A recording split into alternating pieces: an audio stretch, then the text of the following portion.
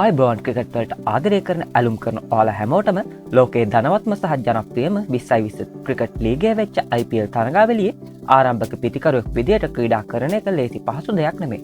හැබැයි ඒ අභියෝගය ජයගත්ත සුපිරසිංහ පැටව කීප දෙනෙක්ම අපිට ඉන්නවා. අද අපි කතා කරන්නේ එදා මහේල සහ දිල්ෂාන් ආරම්භ කරපු ඒ ගමන 2026 දී පැතුම් නිස්තංක දිල්ලි කැපිටල්ස් කණ්ඩායම හරහා අලුත් මාවතකට අරයි යන්න හදන විදිය ගැනයි.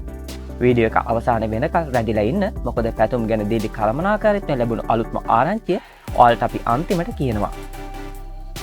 අපි මුලින්ම මතක් කරමු අපේ ආරම්භක පිතිකරුවන්ගේ IPL ඉතිහාසය ගැන.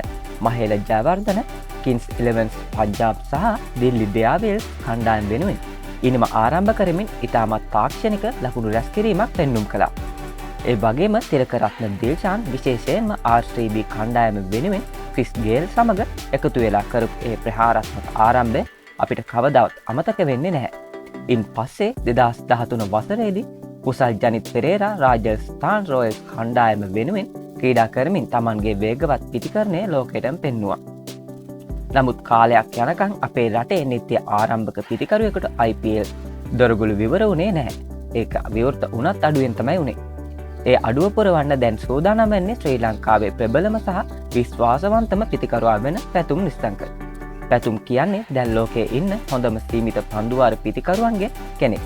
ඔහුගේ ස්ථාවර භාවය සහ පන්දු යවන්නන් තෝරාගෙන පහර දීමේ හැකියාව නිසා බොහෝ කණ්ඩායම්වල අවධානය ඔහුට යොමු වෙලා තිබුණා.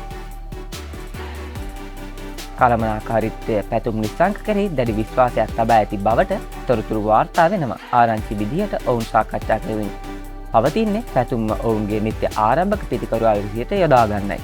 දිල්ලි කැපිටල්ස් කණ්ඩායමට අවශ්‍ය වෙලා තියෙන්නේ ඉනිම ස්ථාවර කරන අතරමඟ වේගයෙන් ලකුණු රැස් කළ හැකි ක්‍රීඩකෙක්. පැතුම් නිස්තංක කියන්නේ ඒ භූමිකාවට උපරිම සාධාරණ ඉටු කළ හැකි ක්‍රීඩකයෙක් බව අමුතුවෙන් කියන්න ඕනේ නැහැ. ඔයාලා හිතනවද පැතුම් නිස්තංක දිල්ලි කැපිටල්ස් කණ්ඩායම ආරම්භක පිතිකරුවා විදිහට සාර්ථක වෙයි කියලා?